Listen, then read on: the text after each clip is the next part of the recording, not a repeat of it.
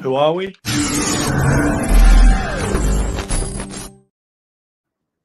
Hello, welcome to Sugar, Silk and Stretch, a unique boxing podcast brought to you exclusively by Ace Podcast Nation. My name's Ben Doughty. And my name is Michael Silka Lajide. And we don't have Gary Stretch, it would appear, this particular weekend, are we? Gary's been in London for the entire week. I know he's a busy man who's got a lot of people to see and people to catch up with, so he must have been way late tonight, which it makes for a more peaceful show without quite the same energy, I'd say, Michael. Oh yeah, we're definitely the wet blankets when it comes to parties between the three of us. I think when the three of us are on screen, there is this dynamic that suddenly we've all got a lot to say, and it's quite sort of it's quite a free for all. But there's something about just the two of us on camera. It was, to be fair, it was calmer when me and Gary did it on our own too. But more to say than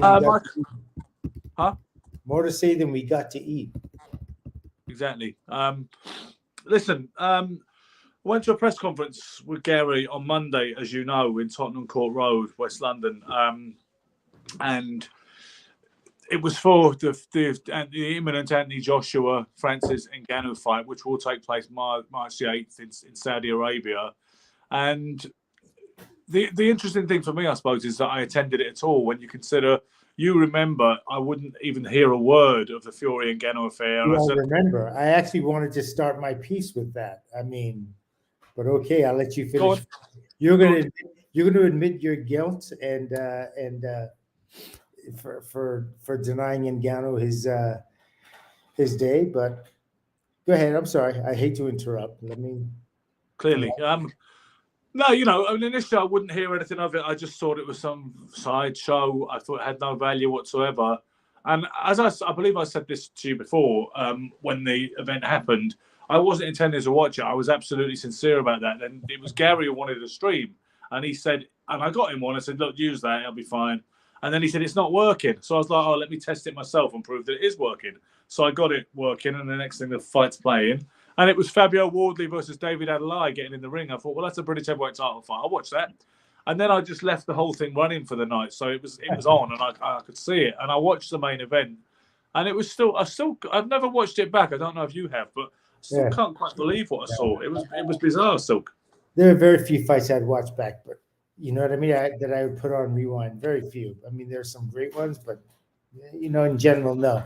But before we start, let's be a little upfront, a little transparency to the people that may not have been with us at that time. Let's talk about this Ngannou Fury thing, because you refused to discuss Ngannou Fury. Am I correct? Yeah. You said something to the effect of, they can get stood on for all I care, and I refuse to accept this as boxing. Am I right? Don't think I said I refuse to accept it as boxing. That doesn't sound like me. It doesn't sound like something I said. But I said. But you said get stood on, though. I didn't even say that. Honestly, I didn't say that. That wouldn't be. That's not one of my phrases. I said I'm not interested in it. I'm not having anything to do with it. I said I'm not even. What I said was I'm not convinced it's on the level. I think it's probably going to be hooky as fuck. Is what I said. I said I don't believe it's really on the level. Yes, at that point. I went on to kind of call maybe the world's most accurate prediction of a boxing match that has ever been. And I said, Fury by decision, but Ngannou's going to drop him early. Correct? Yes or no? Yeah. I'm going to say that Natalie did better the time she predicted that Ryan Garcia will get decked in the second round by Luke Campbell, but he would win in the fifth round. I'm going to say it's even better than yours.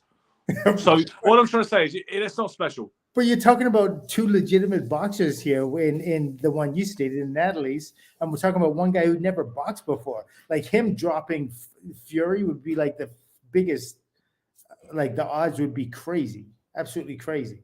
Like Rocky Balboa and Creed. I mean, I don't know. I honestly don't know how long you intend to milk that. I mean, I can see how it probably constitutes the greatest achievement of your life. So I get that, and I don't want to pour scorn on that or in rain on your particular parade. But may I have my moment? Can I finish what I'm? You had your moment. It was October, mate. It was back in October. Your moment. You want it again?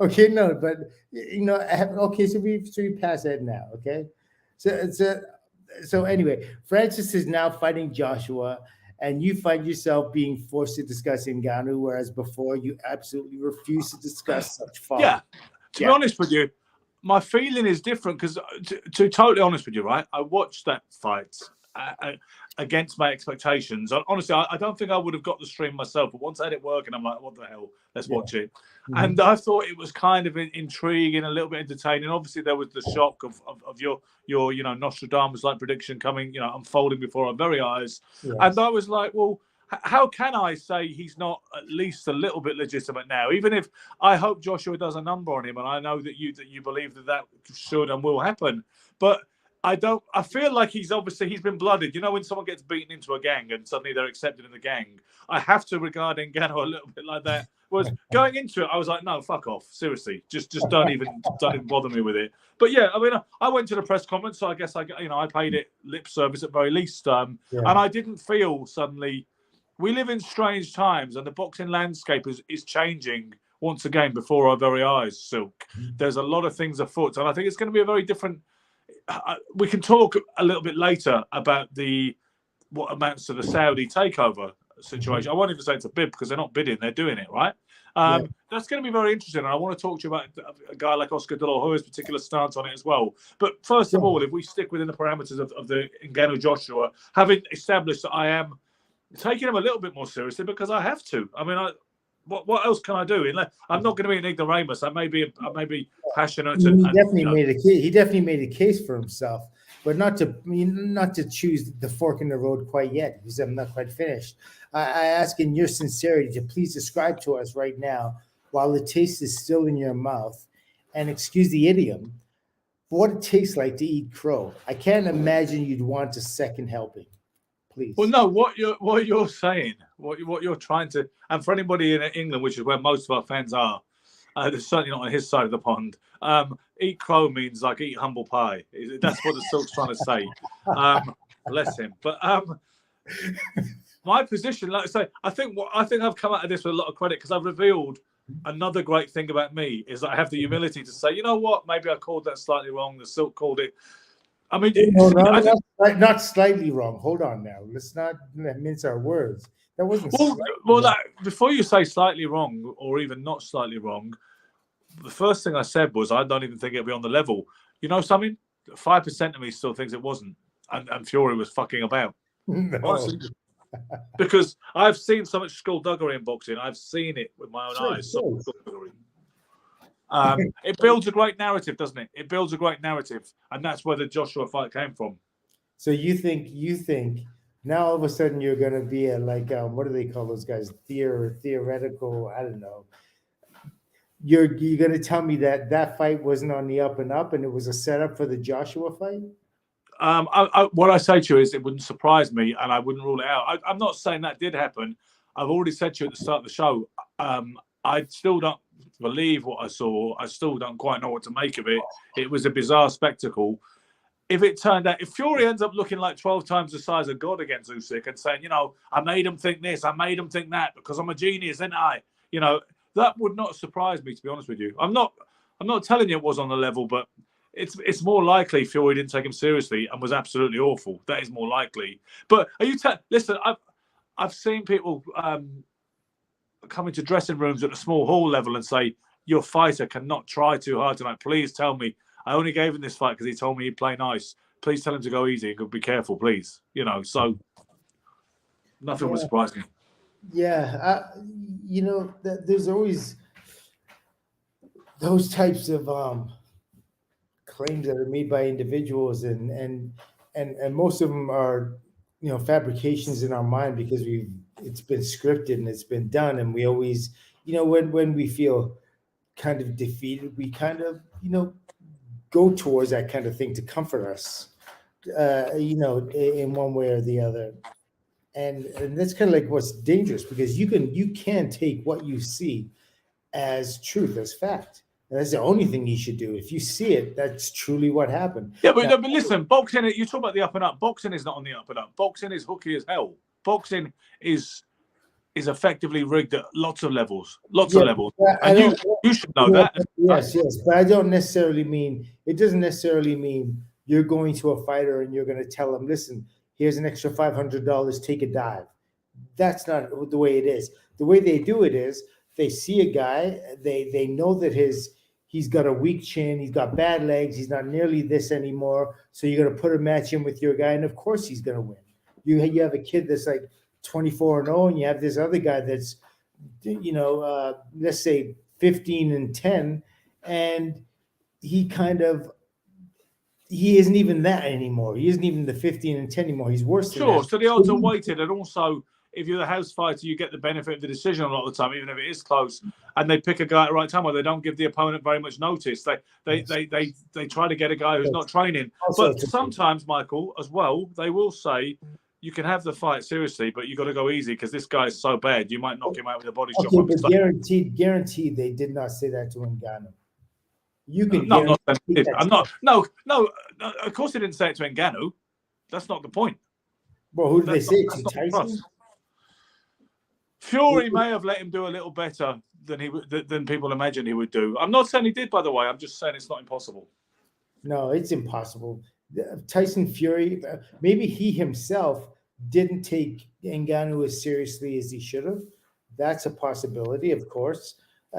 Thinking that he is all that, but if he had the right people around him telling him about himself, he would realize that he could get put on his butt and he could have got buried too. If that kid knew how to open up and shift it, if Ngannou knew how to shift it into another gear, Tyson would have been in trouble. This kid just didn't know. He fought a steady stream like this all the way across. There was no upward tempo. He just fought one smooth right across the line, just like that. And if he would have known better, and if he would have practiced for that, Fury would have had a bigger problem than what we saw. Yeah. See, Ngannou to me, I don't know what you think, looked like a decent novice who's getting a bit long in the tooth for starting. If I saw him in the gym, imagine someone pointing him out to you in the gym and saying, "Have a look at this guy, please, Silk," and you'd be like, "Yeah, he's not bad, but he how old is he? Oh, okay, right. Well, maybe he could do something. I don't know." That's what he looked like to me. Yeah. No, I absolutely get it, and especially when you say, okay, he's going up against the world champ, but the whole issue is nobody's fault but Fury's. Fury has nobody but himself to blame. Absolutely. He let him get away with things that he shouldn't have, and he didn't defend boxing. Yo, come on. No, well, the thing is, right, we'll talk about the Joshua scenario specifically very shortly, but I mean, do you think, for instance, that Mayweather carried McGregor? No. You don't think so? I don't think he carried him. I don't think he knew. I think what I didn't like about that fight was the way the ref pulled the plug so quick when Mayweather finally did get him to the point where he could drop him and hurt him, and this guy got paid tens of millions of dollars, and then as soon as Mayweather's about to put the coup de grace on him, the referee pulls him off him. I'm like, this is what we paid for, dog. Do you know what? Do you know what? The woman who used to give me massages and spray tans said that. She's like, I wanted Mayweather to do him. That was really disappointing. He's got all that mouth, the Irish fella, and then he finally gets him, and the next minute they're like, oh, she felt shortchanged as well. Yeah, and that's what you pay for. You pay to see the dynamic ending, not this guy pulling the plug. That's knockdowns, knockouts. That's part of the drama. I'm sorry. Fighters get hurt. Yes, they do. That's what you sign up for. Look how Tommy Hearns got carried out the ring, when he made his millions against Marvin Hagler. Yeah. Exactly. And he went it's interesting. I agree with you. Everybody in boxing, and we spoke about it with Barry Jones. Me and Gary did an interview with Barry Jones at the presser on Monday. Somebody alluded to the Mayweather McGregor. I think it was Gary at this point. And I said, well, people say he carried him. And Barry Jones, who's a pretty savvy judge of boxing with a good pedigree, he said he did carry him. And I didn't argue because I've given up arguing with boxing people about that because everybody says Floyd carried him. I agree with you. I think he was going on cruise control, but I don't think he carried him. I don't think he could have stopped him in 2 or 3 rounds and he decided to wait to 10. I think Floyd cut him down slowly at a leisurely pace. That's not the same as carrying somebody. Yeah, it's not the same. And Floyd, listen, that has never been Floyd's fight. And Floyd, so he's not going to do it against, Conor McGregor's wild and he's unpredictable. And that's the actual antithesis of Floyd's style. You know what I mean? So they're oil and water going together, and he has to be careful because, the guy, it's not like he won't feel his punch if he gets hit on the chin. McGregor hits him on the chin, he's going to feel it. And so, this is the reality of the fight. So Floyd's nature is not to and it's never been with any fighter to beat him down until they understand. It's like he's going to give the first 4 rounds. He's going to allow you to throw whatever punches you want. He's going to get you tired. He's going to get you frustrated. The fact that you can't hit him, and then he's going to start to counter you and beat you down slowly. And just after the 3rd, 4th round, he sweeps from the 5th round to the 12th round. And if you're not a competent fighter, you're not going to go the distance, kind of thing. He's going to stop. Yeah. So, like I say, for better or for worse, Ngannou, I don't know that he deserves the top 10 WBC ranking off the back of the Fury performance, but it's all we have to judge him on in a boxing context. So I think he is at least earned the right to be taken incredibly seriously, hence my attitude to this as opposed to last one. But I know that you're one of the great number of people who think that Joshua is actually a lot worse of a style matchup for Ngannou, especially an informed, confident Joshua, which he appears to be off the back of the Otto Wallin performance. And you fancy Joshua to actually take care of him and get him out of there and restore a bit of honor to our our noble art. I believe. More than anything, it's like the level of expectancy will be fulfilled. You know what I mean? Like, I really don't look down my nose at boxing over the Fury thing because for a long time I've felt this kind of way about Fury. You know what I mean? Like, he doesn't, his strengths were his awkwardness, his timing that is just like berserk. Schizophrenic. Schizophrenic. Yeah, he's got schizophrenic timing, and so fighters that are used to fighting, it's like this. It's like if you're a fencer and you're used to fighting other fencers, then all of a sudden you have a guy come in with like 2 cutlasses and they're swinging these things around. That's a different beast altogether. It's going to cause you to hesitate, and it's a different type of fight. That's what it was like with Fury. He'd like lay on you, hug you, slap you on the side of the head, run around, do all the shucking and jiving, and throwing your timing out. When he punches, he throws differently. And yes, and he was like resilient, and he's, you know what I mean? He's all those other things, and I'm sure it hurts when he hits you too, being that size. But all those little things add up to an extremely awkward person that someone's never seen before. And in turn, when Ngannou got in the ring with Fury, his awkwardness or his newness to the sport and the way in which he did it was new to Fury, and that overrode Fury's awkwardness. If you're going to put awkwardness 1 versus awkwardness 2, awkwardness 2 was bigger awkwardness than number 1, if that makes sense. So you think Joshua will knock him out? I do believe Joshua will stop him, yes. I do believe he will. I think, look, this is a but a man that throws punches straight down the pipe. I didn't see any defensive attributes in Ngannou. I don't think he really had to worry about Fury because Fury wasn't throwing anything with any venom on it. You know what I mean? I don't recall seeing it anyway. And that's absolutely not Anthony Joshua's game. He will throw punches. He will let him go. And if you have the defensive swiftness of, Alexander Usyk, you're lucky. I don't think Ngannou has that. And he has a whole lot of target that he'd have to cover. He had to cover the body, head, chest, everything. It's a lot. A lot of the hardcore boxing fans are saying they're more interested in the chief support, which will pit Joseph Parker against Zhilei Zhang. That's going to be on the same card? Absolutely. Wow. That's interesting. For some of the diehards who are still not having it, who are still aghast and holding their head, saying this is nonsense, Lennox Lewis said the other day, in my opinion, this serves no purpose for Joshua. It damages his credibility, or it doesn't add to his credibility. It certainly doesn't. It certainly adds to his bank account, and doesn't damage his financial standings. And so why wouldn't you take? I'm sure the fight is going to be upwards or over $50 million probably for this. That's what they said. They said as much. Joshua 50 million and Ngannou 20 million were the figures bandied around this week. Wow, that's insane. And Ngannou, are you kidding? Why wouldn't you take that fight? He's making more in in his first 2 boxing fights that he would ever made in UFC or anything. That's just Yeah. insane. Well, obviously it's a no-brainer, and Gannon would take it. But Lennox Lewis was criticising the fact that Anthony Joshua was involved in such a matchup, and he said it'd be much more legitimate if he fought either Parker in a rematch or Zhang. But regardless, what the point I'm making is that some of the serious hardcore boxing fans have said that's why I'll buy the pay-per-view, because of Parker and Zhang, which is an intriguing matchup, because do you know what someone was saying tonight on Facebook? This is a real super rookie comment, which you will understand. But he said, we saw what Joyce did to Parker, and we saw what Zhang twice did to Joyce. So what the fuck is the point in Parker versus Zhang? That is really kindergarten stuff, right? Yeah, I mean, yeah, you can't judge a fight until the fight's fought, right? I told you know what I said to you? I said Ali Fraser Foreman. I said you referenced that for just merely one example of how the triangle theory doesn't work in boxing. And you know what he said? He said, "Yeah, but that was a different era." And I'm like, "So what?" Ali Fraser Norton.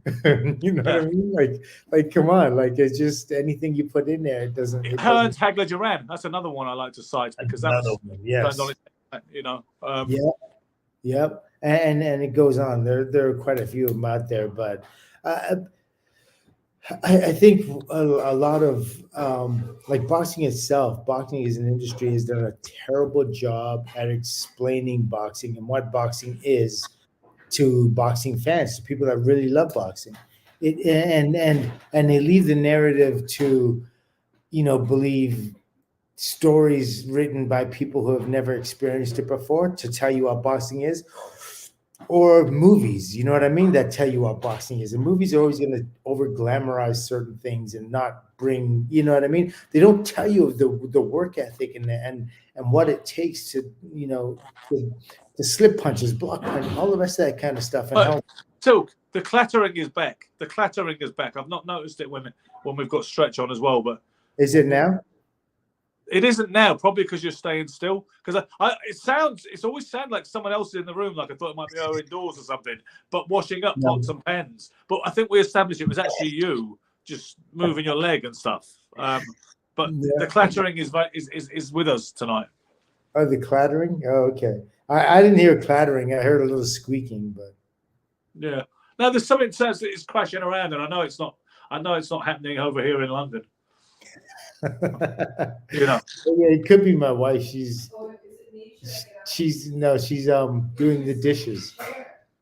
So it is people doing the dishes, because that's what it always sounded like. No, it's not. This is the first time. I usually do the dishes, not her. So before it was you replicating the sound of dishes being washed. Yeah. All right. Let's proceed. Okay.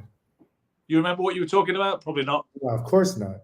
Okay, I will pick it up for you. You were talking about narratives provided by people who've never experienced the reality of boxing, and the reality of slipping punches and all the rest of it. Yeah. So really, just to close up on that, really, is just we have to have there need to be more fighters that turn back into the game as trainers, not just like behind the mic, which you know what I mean. We've got that covered. Although they should take. Boxers behind the mic should take up the people are sitting with more. They should take them up and challenge them on what they see and what they say. They absolutely should, because it's important for the. But I remember Barry Tompkins once in a Mike Tyson fight. I think it was Tyson Biggs, and he said, "What a terrific right hand!" And Sugar Ray Leonard went, "That was a left hook, Barry." Yeah, Foreman was good. Foreman would tell Larry Merchant. Make them responsible for the things that they're saying. Like when they say some stuff that's just inconsequential, or you know what George said to Larry Merchant. He's like, "You don't really know boxing, Larry. You just speak boxing." Yeah, I remember that, and which is perfect. It's absolutely right. But it's the fighter's job to educate individuals. You know what I mean? And so. That's kind of what they got to do, because boxing is its own experience by himself. In every single other sport, you see people behind the mic, they've played that sport before. But in boxing, it's probably the only thing that they, you know what I mean? They seem to have a boxer on for, I don't even know why they do it sometimes, just because he's a name draw, but not because they want him to say or educate them or educate the crowd. Yeah, the other thing is sometimes boxers are too diplomatic and they don't want to offend anybody. This is one of the things they said. Sugar Ray Leonard wasn't a great commentator. I remember in KO magazine they were of the opinion he wasn't very good. He said because he was just too polite. He said that you can tell he just doesn't want to upset anybody and he doesn't want to cut loose with his opinions. Yeah. Or I remember Angelo Dundee was on there once, right, and they were saying that he wasn't great as an analyst either because at some point they were talking about Camacho and they said he was fighting at lightweight, but he was still technically junior lightweight champion, I think. And they said, "Well, do you know is he going to stay at lightweight now, or is he get, or will he go back to junior lightweight?" And then Dundee said, "Well, this is the dilemma. He don't know which way to go." And they said, "Well, which way should he go?" And he said, "You know what? You have to ask somebody else. I'm just here watching the fight." And then they were saying, "No, Angelo, you're not just there watching the fight. You're being paid for NXTs." Well, John Conte, our former guest and a friend of mine, I remember him commentating in the 80s, and Harry Carpenter says to him, I believe, at the end of the round, at the end of the opening round, "What thoughts do you have, John Conte?" And he went, "Well, none really." Emphasis on the comment of commentator, right? Like you're the person who makes comments. That's exactly what you're supposed to do. And whether it upsets somebody or makes somebody happy, whatever it is, you have to make it. It's what you feel, and it's all coming from your experience. And I think there are a lot of fighters out there that should, take guys up to task a little bit more. Say, hey, that's not right, and hey, this is because. One of the wildest things, one of the hardest things to do as a fighter, as a retired fighter especially, is when you sit back and you watch one of your fights and you hear these guys talking so much smack and they have no experience in it, none whatsoever. I mean, it's the most I know, like Birdie Pacheco. Thing. It's larger just, day is fighting scared, says Birdie Pacheco. All sorts of things. I mean, it doesn't even stop there. That's even just like, that's one of the lighter ones. But I hear him say it about other fighters too. I'm sitting there watching the fight and I'm like, that's not what's happening. And that's not what he's doing. And that's not what he's feeling. And there's no one to kick back. And fighters are living with this. And I'm like, wow, no, man, come on. You got to take, it's like we've lost our sport to opinionators or people who think what fighting should be. I mean, listen, fighting is something every man does, but the specifics of boxing is something different altogether from any other fight you may have. It is. I think we've gone organically off track, but that is fine because that's what we're about. But so yeah, you've got on the undercard. I say we will obviously preview March the 8th card, the show closer to that date. But I wanted to say a few words since it was the press conference this week in London. And also I wanted to mention to you about the Zhang versus Parker thing. Because, see, Joe Joyce, who I spoke to, I believe it was Wednesday, got a couple of minutes with him at a press conference. It's interesting to see how far he's fallen down now, that he's fighting some little-known fighter from Birmingham, up in Birmingham on March the 16th. And he must be looking at the position he's in because he's beaten Parker. He did a number on Parker and stopped him, dominated him. And then now Parker's riding high, getting this Saudi money, boxing on the big show.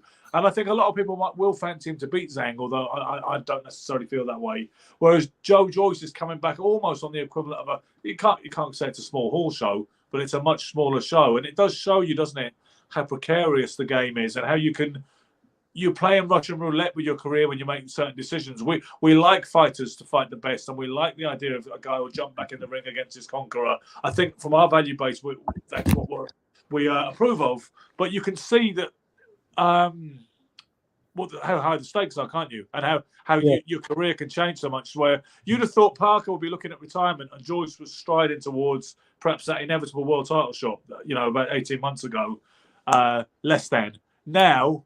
Parker's riding high, and Joyce is fighting to save his career, and people are saying he should retire.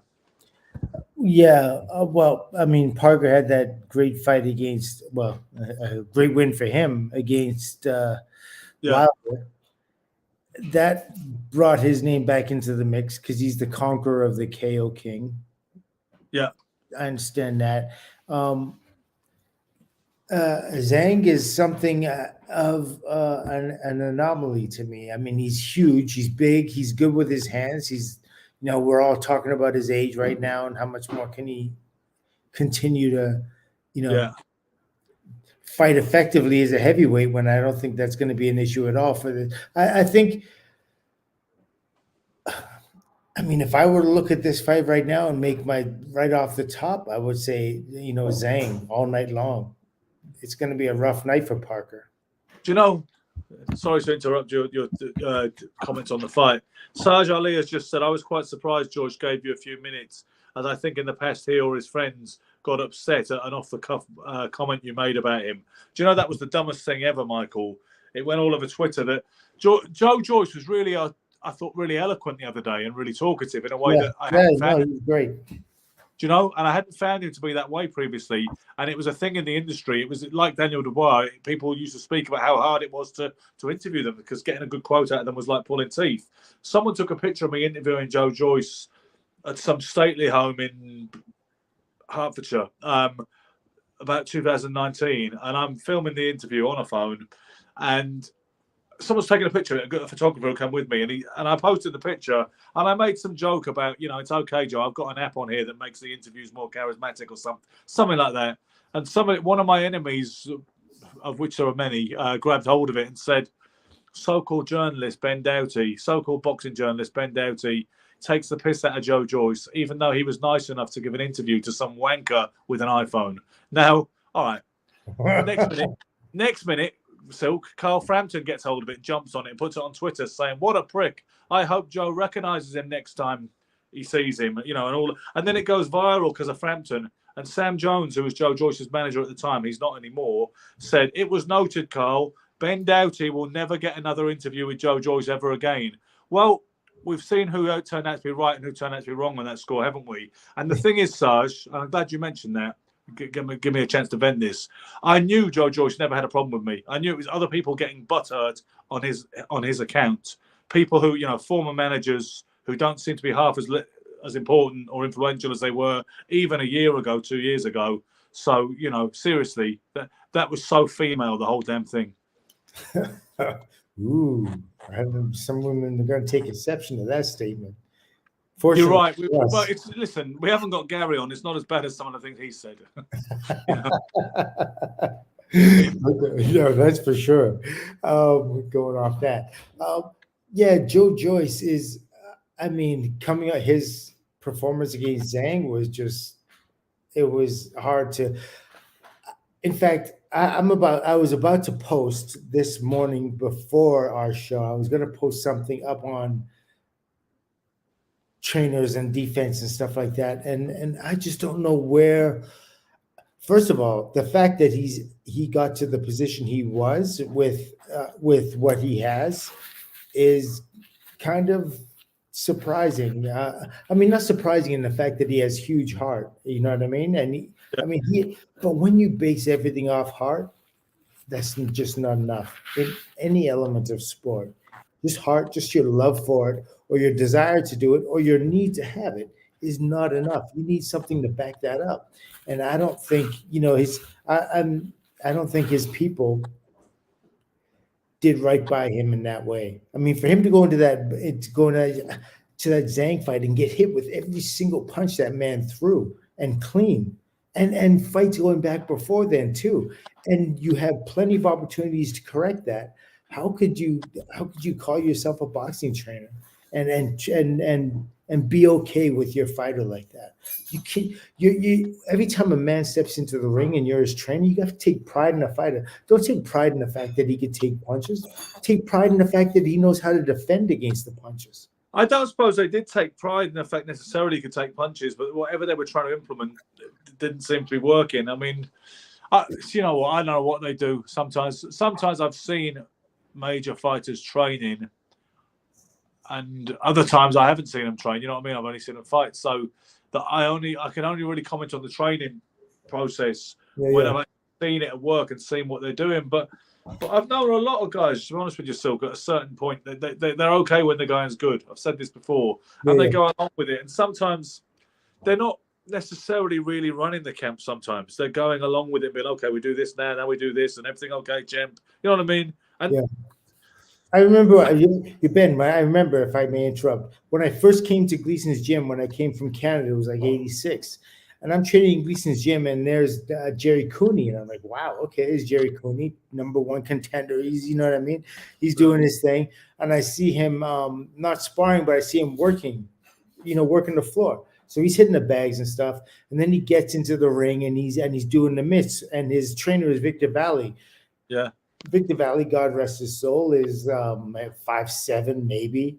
You know what Yeah. I mean? There's Jerry Cooney, who's 6'6", and he's punching at Jerry Cooney from 5'6". He's punching at Jerry Cooney, and Jerry Cooney is like, he's catching these punches like this, and I'm like, there's no form of realism. Like, this is not going to be what he's going to face when he gets into the ring and someone starts throwing legitimate punches at him. What you do in a fight, what you do with a fighter as a trainer, is you want to get as close to emulate as close to the fight as possible. And the realistic, you need. He's not going to get throwing punches at him. He's not going to get it from a guy 5'6" with focus mitts on. And I guess Victor at that point must have at least been 50, at least 50. And he's that's not old. No, it's not old, but I mean, you know what I mean? I'm just saying at least we could do it.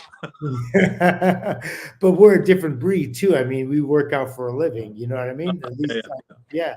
So here's a 5'6" guy punching up to a guy that's 6'6", and Jerry's feeling like a false sense of security because he's doing all this stuff and he's catching it, but he's never. Here's the thing that's really wild: he's not learning to slip a punch. So yeah, maybe he'll catch a few punches, but when he has guys like, they're throwing punches at him that he should be getting under, like left hooks and right hands, like when Michael Spinks went at him, when Larry Holmes got at him. And he's trying to catch the punches, and you can't catch those punches. You need to move your head away from those punches. He didn't have that element in his game because it wasn't implemented. And that's what I'm trying to say about Victor Valley. Not just the fact that he was 5'6", which is huge, but the fact that they weren't emulating the sport. They weren't doing the right things to get him ready to fight Holmes. And yet Victor Valley is renowned as a great trainer. I mean, Mike Ayala worked with him and said good things about him. Yeah. Dennis Rappaport speaks hugely highly of him. So he's acknowledged as one of those gurus of the sweet side. Exactly. Well, I'm not saying that he isn't a great trainer. All I'm saying is for Jerry Cooney, if you were preparing Jerry Cooney for the fights against Michael Spinks and the other fight and Larry Holmes fight, he did not do his defense any justice with. So what you need to do is you need to get another fighter, friend of your stable, whatever. Say, listen, I want you to throw some punches. I need you to throw the jab at Jerry. I need to throw the double jab right hand at Jerry. Exactly. You know what I mean? You need to replicate that, don't you? Exactly. And he needs to run that until it's second nature. And once he starts running it like that, he can't do anything else but do it in the fight the way he did it in training. It's really mad simple. Guys make it more complex than it needs to be. And sometimes the ego is just so you don't want to let go and give it to anybody else. No. You know what I mean? It's like there's just so many aspects in boxing that, a lot of trainers are just, you know what I mean? It's just me and my fighter. And it's but some of them, there is that jealous kind of relationship that exists. I had it when I first started coaching mostly professional fighters. I had that when I remember first pro fighter I ever trained, and it was at this gym where the owner of the gym, which was also a commercial premises with a lot of white collar guys, a lot of lucrative business there, he saw himself as the guy steering the ship really, and the only reason he let me train this guy because he was the boss of the gym, as it were, and I was working at the gym and getting a decent wage out of it at the time. He only really had me train the guy for his second pro fight, as I recall, because he couldn't do it because he didn't have a laminate, he didn't have a license at the time. He did end up going on to get one because they'll give anybody a license. But he was constantly interfering. But I remember one time really not being happy when I turned up at the gym and they'd already started to spar without me. And I was like, I'm the fucking trainer. This doesn't happen. He doesn't box unless I'm here. Which maybe some of that stuff is too possessive, but I understand where it comes from though, Yeah, where it's coming from. And I understand, look, I mean, this has nothing to do with Victor Valley. Obviously, Victor Valley is an extremely knowledgeable, talented at what he did. You know what I mean? But you'll have other trainers that are very, the whole culture. I remember coming to the gym and everyone, and all of a sudden trainers are like, "Don't talk to my fighter." From if one trainer says hi to another trainer, the trainer's fighter, "Don't talk to my fighter, don't speak to." I mean, they were literally ready to take off their, That's exactly how it was. And the they actually had a sign at Gleason's when I was there, and it said, "Don't talk to anybody else's fighters." And I remember in old American gyms, you see, "Do not interfere with anybody else's fighters." Yeah. Like it was literally like pimps and hoes, you know, Exactly. in the street being like, "That's my bitch," you know. No, but that is boxing. It really is. It is pimps and hoes. It absolutely is that. Yeah. You know, females they get pimped sexually, males get pimped physically. You know what I mean? It really is that at times. It really is. Yeah, I guess things are getting more kind of equalitarian and unisex confusing because we have female professional boxers now, and we also have rent boys, and have had for decades. So you know, I wouldn't know that part, but okay, if you say so. Listen, it's not just me saying so. So I am aware that the male sex industry has been a thing for a while now. You know, I mean, I hear things. You know, I'm just saying I wouldn't know that, but you know, okay. Well, you literally never have even No. caught any news of that. No, never. It's a new phenomenon to you, the rent boy, huh? Oh yeah, what you call it? Yeah, exactly. Plain all innocent. Yeah, you know, listen. I mean, guys like in the world of gangsterism, like Ronnie Cray, notorious other half of the Cray twins. It was something that he was, because he was openly gay in an era when you just didn't do that, particularly in an environment when you didn't do that. It was quite a trailblazer, really. But he would partake of rent boys. So it's something I would have. You said rent is in RENT or WREN? Rent as in rent, yeah. RENT. Oh, okay. Rent boys. That's You can make a movie out of that. Come on, man. Let's go. You can write a screenplay. There is a musical called Rent, isn't there? I think that's probably got some slight. In Rent, but that was in New York, and that was about paying rent, wasn't it? Wasn't it about an apartment? I always thought it had some kind of homoerotic context, but perhaps I was just assuming. I can't believe some of the topics we get onto in this show. And we do it so seamlessly. You steered us there. How do we end up here? Well, you're saying it was my fault, but can we back it up? Let's try and reverse and do a 3-point turn out of this situation. So anyway, it's a funny situation, you know, Silk, when you look at this new landscape of boxing. Steve Bunce in his Boxing News editorial diary this week, he called it a brand new boxing landscape, and he mentioned that Gary was at the show as well. He said the boss, Turkey Al Sheikh, was upstairs. Warren, the former bitter rivals, were sitting next to each other this time and smiling and backslapping and shaking hands. Yeah. It was mentioned that Oscar De La Hoya said he doesn't really like what's going on here. You know, you talk about jealousy and possessiveness and one-upmanship and fear and all the rest of it, resentment. De La Hoya said he doesn't want his fighters fighting in Saudi Arabia. Yeah. And when it was put to Turkey Al Sheikh at the press conference that De La Hoya had said that, he said, "Oh, okay, Oscar, we'll miss you." You know. Yeah. One thing about boxers, they're always going to gravitate to money.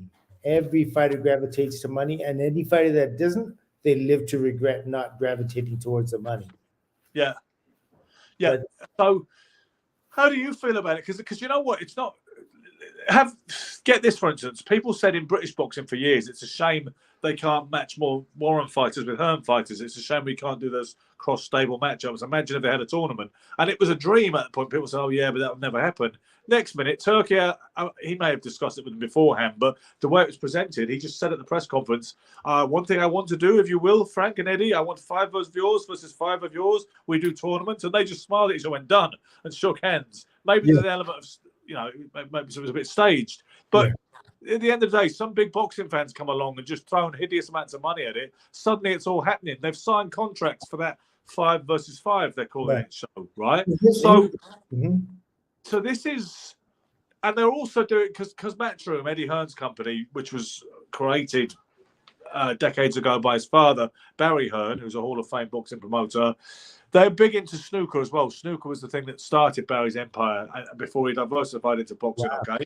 Now, they've also announced the first major televised snooker tournament in Riyadh, in Saudi Arabia, for March and for the end of Riyadh season. So this is really some really serious changes are occurring, and they really are making a serious bid to take over certain things, you know. So I wonder if it will actually impact on Las Vegas as a world fight capital.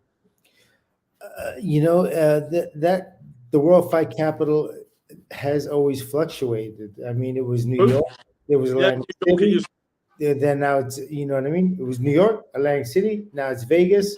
It makes sense that it's going to be Riyadh or Saudi Arabia. It just absolutely makes sense because that's where the money is, and that's where the people, the people are paying for it, that's where the fighters are going to go.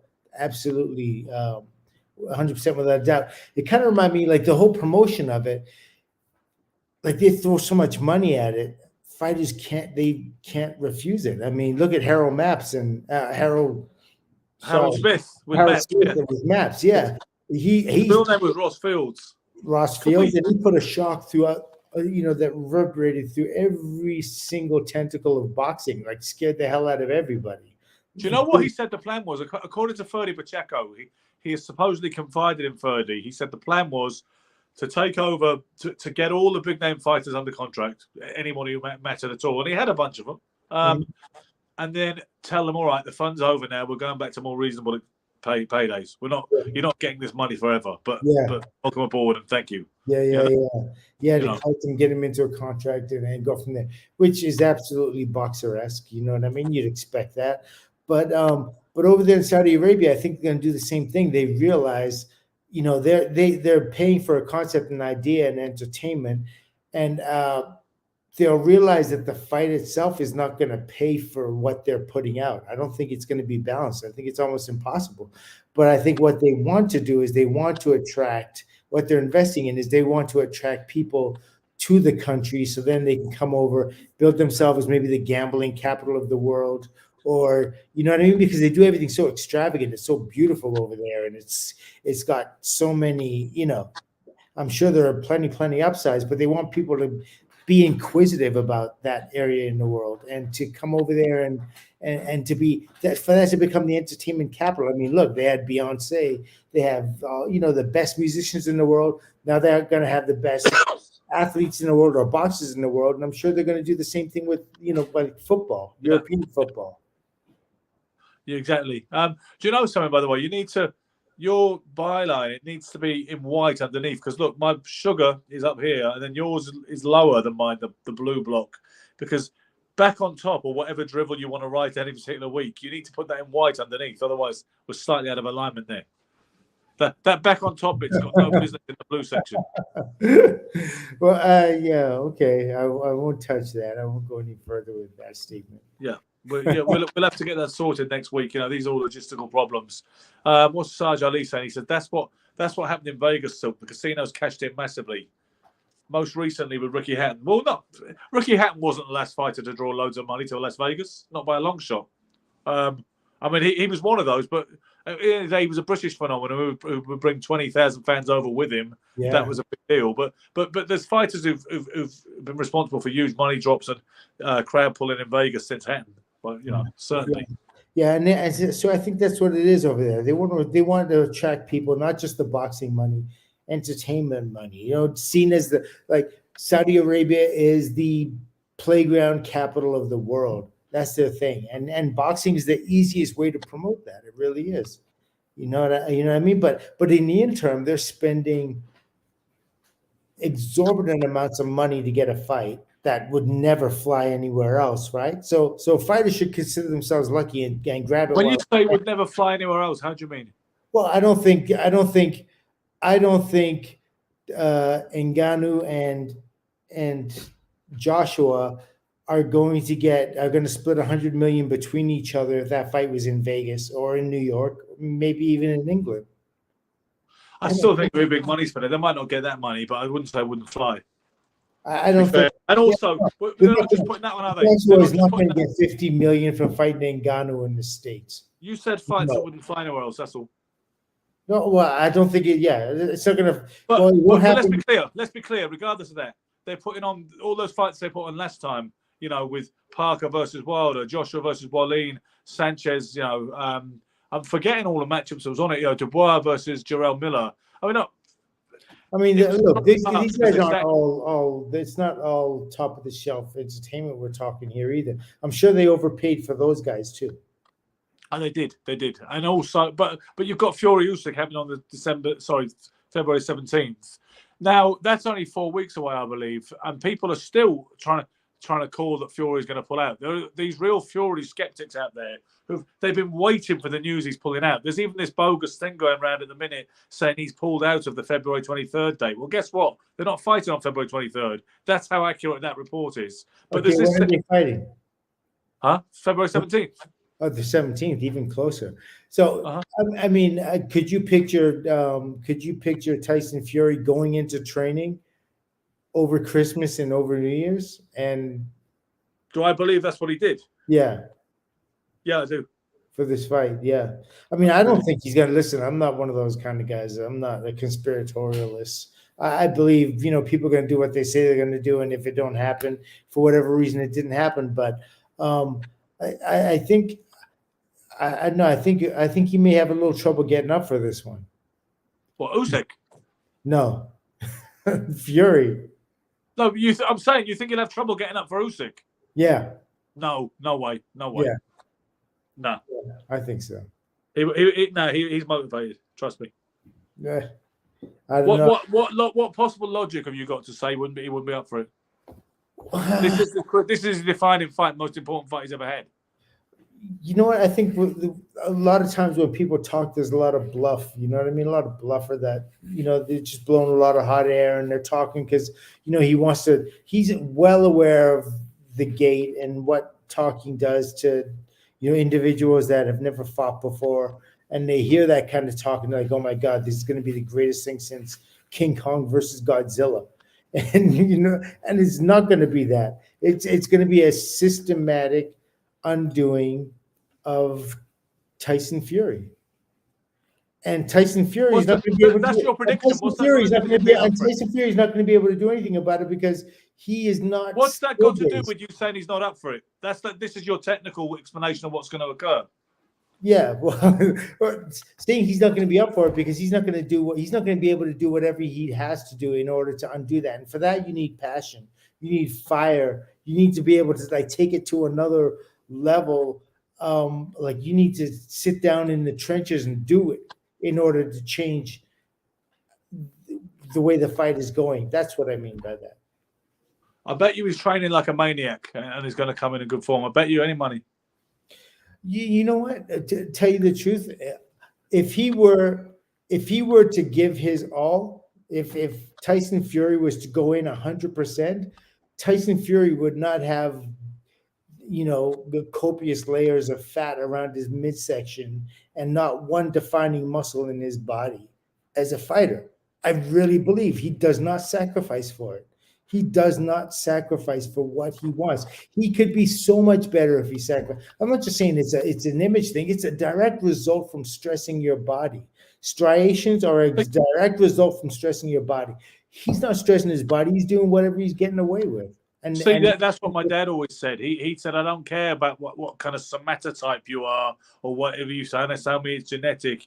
He says, take that fucking fat stomach and turn it into a steel wall and don't tell me you can't do it. That's what he would say to heavyweights. I mean, that is a compelling argument you make when you say, look at the man. Because he said he trained really hard for Ngannou. Look at the state of him and the quivering jellies, that he calls a beak. I understand that. Do you know what? I saw him training in Marbella in 2018. That was still 8 months before he made his comeback. You said in Mumbai? Huh? Mumbai, man. I said Marbella. What's that? That's not Mumbai? God's sake, you really are out there, Silk. You live in a bubble called Planet Silk. Marbella is in Spain, mate. Is where? Spain. Oh, in Spain. Okay. Oh, okay. All the gangsters used to live and train there. A lot of gangsters still do live there. There's a whole subtext to Marbella. They call it the Costa del Crime. All right, okay. But MTK and all that was mixed up in a whole story. But MTK used to have a gym in Marbella back in 2018. They still had it, and I went over with Glenn McCrory, who you've probably heard that name, right? Yep. Okay. To do an interview, a story for Boxing Social with Fury. We knew he was training with Ben Davison. We knew he was losing weight and going through the motions, and we'd heard the rumblings of a comeback. So we thought we'd get on the story early, and we went to see him on Marbella, and he was doing pad work, and he was really working nice and easy at his own pace. And it was almost like he had a way of making Ben Davison go at his pace instead of the other way around. Yes. He could do so many rounds of heads. Fury could do 12, 13, 30 rounds of heads, but he was doing it at his pace. His pace, exactly. And when you're taken out of that, when you're taken out of your own little reality and you're brought to someone else's world, it's a different beast, and you have to be able to adapt to that. And that's what wasn't like. No one has made him do that. Yeah, except Sergeant made this point. Well, he's obviously had a bunch of fights, Fury, and he's had hard fights, other than that. But John Fury said that being too lean made Tyson Fury too weak against Wallin. John said Tyson Fury was weak as a kid, and he did say that. He said he lost too much weight. He said he shouldn't be that weight. That his dad has always got something to say about the way he's training and who's training him, and he did say that he was too lean against Wallin. That's what his opinion was. And the benefits of being too plump.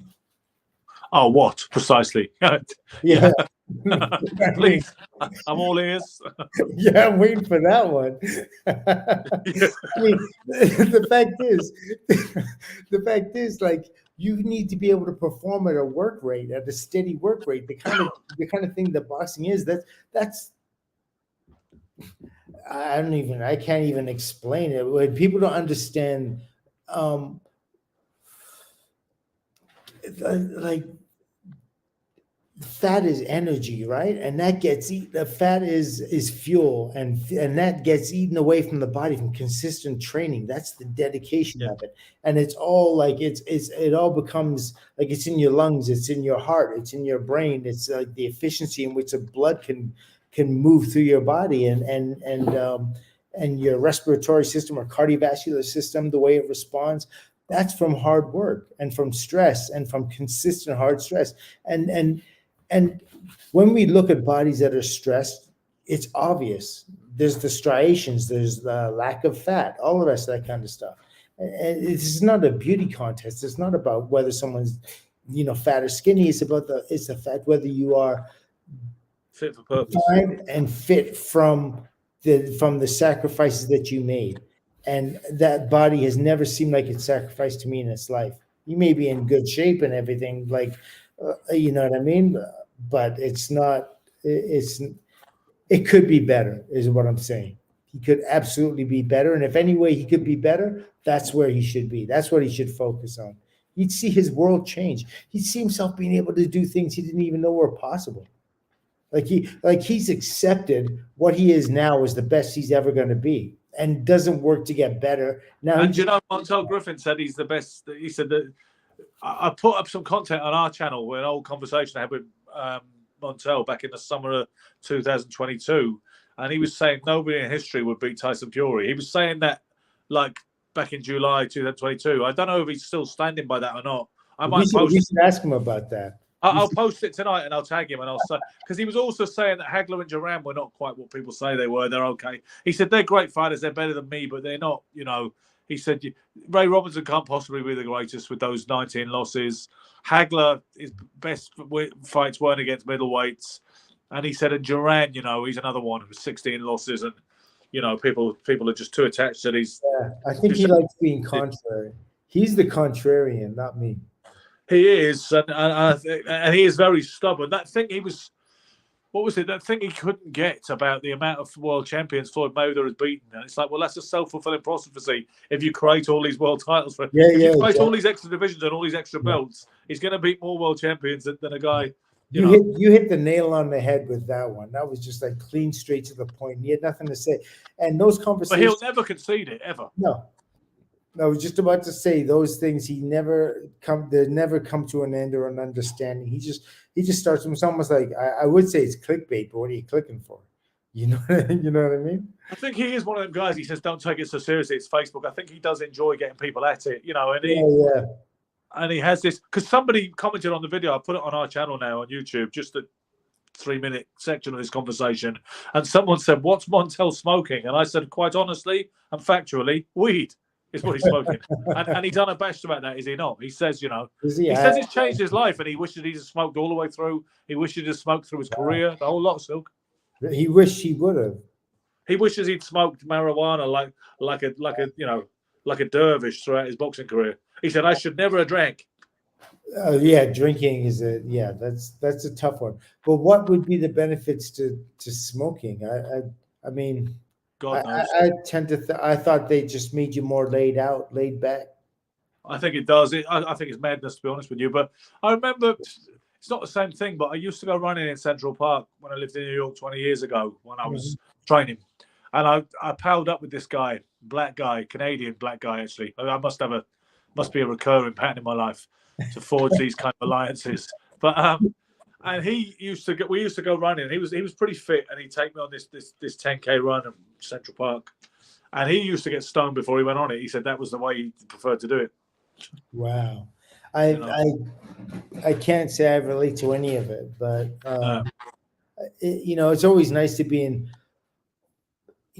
control of yourself, to know what you're doing, and then when you do something wrong, you could take responsibility for it. You know what I mean? It just seems to be. Obviously, there's things I've done wrong, and I could take responsibility for it. I do take responsibility for it, and I feel the guilt more because of that. It's like, how do you do such a dumb thing? You know what I mean? Like, you're cautious, you're aware of everything, and you did that. It's absolute idiocracy. But it's good to know that, because at least you won't make that same mistake again.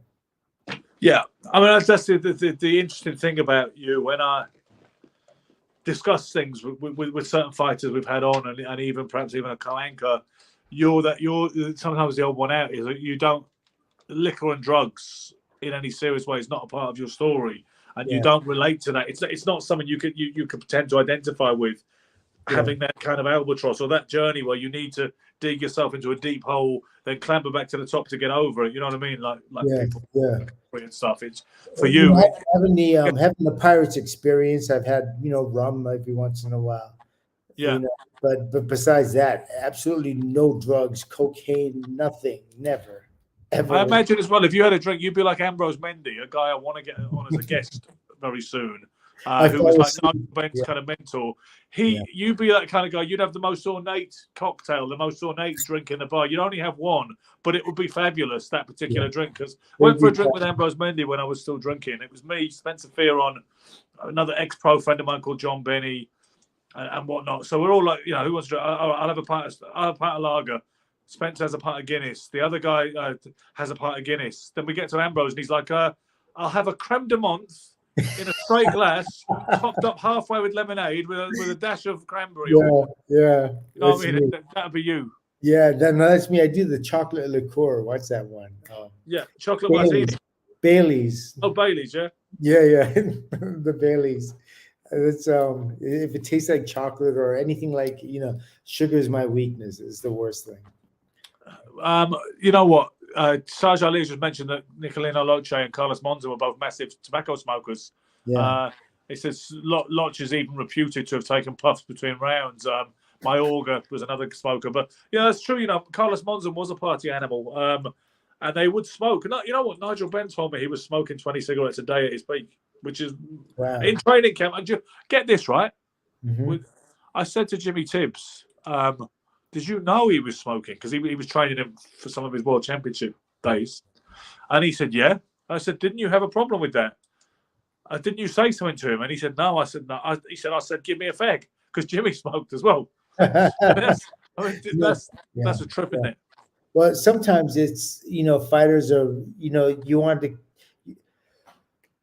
listen, you just want them to keep their level of comfort. If that's what, you know what I mean? It's kind of like the old, when we talk about fighters and being, resisting not having sex before a fight a couple weeks beforehand, there's all sorts of rituals. But yes, absolutely, smoking, it shrinks your lungs. It doesn't. It affects your lungs within the breathing capacity, right? It affects your breathing capacity. But if you're the type of fighter that's the kind of madness you were born into. That's what you come from amateurs doing into the pros. It may absolutely hurt you at that point to take it away. That's what Nate Campbell said about his food when Buddy McGirt was training him. He said he didn't. he wouldn't observe a healthy diet. When people, would then we talk about oatmeal, we call it porridge, lean meat, chicken, fish, vegetable salad. Yeah. He wanted southern, they call it soul food. He Oh, said, because yeah, that's yeah. what my body's used That's to, good mac and stuff. cheese Yeah. and collard greens and all Yeah, this yeah. fried chicken. He said, that's what my body's used to. Yeah, that's what his body's used to, and absolutely comfort. It provides comfort. I mean, that's what food is, right?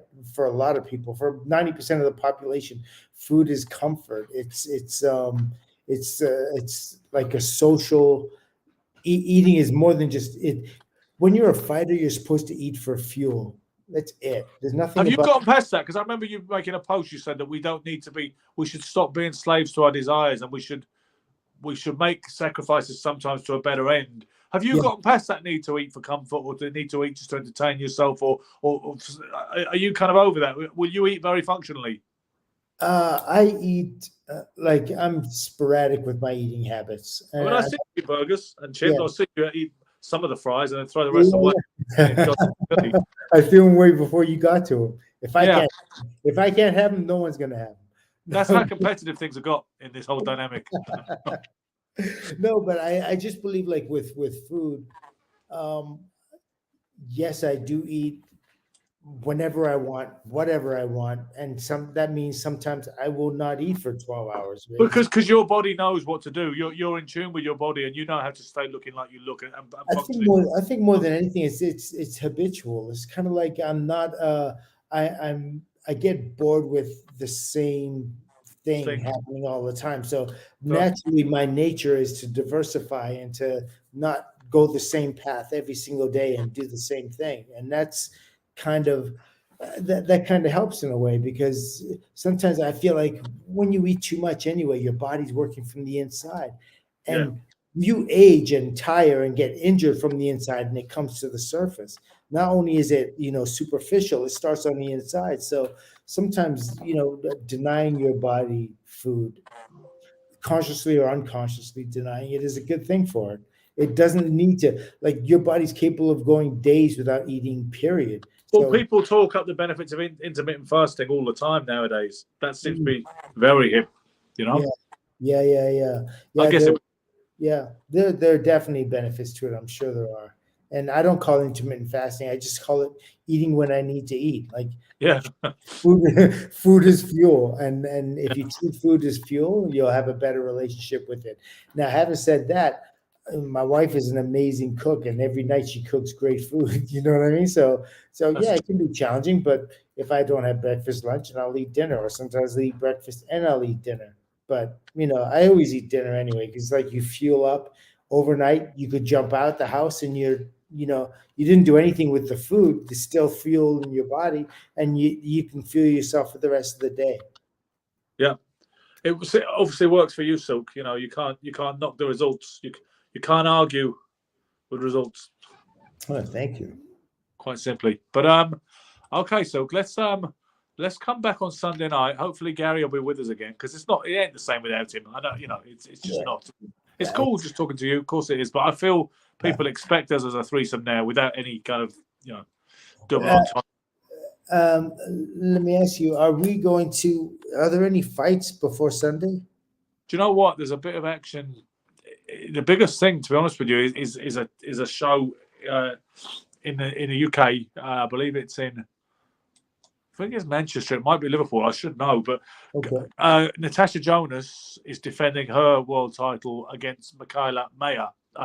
You've probably heard of Mayer before. Yeah. And what do you think? I've got to. You want to do this? And is it going on the scoreboard? Are you going to say it too? Yeah. I've got a sneaking feeling for Mayer, so that's what I'm going with. I'm going with Mayer, who's a slight betting underdog. I'm going with Mayer.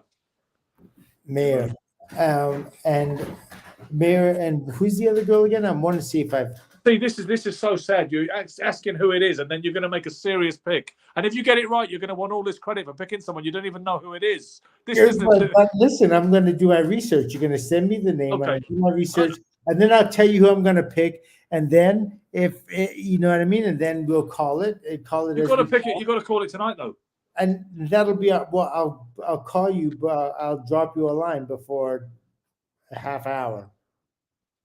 So you're not going to say it now?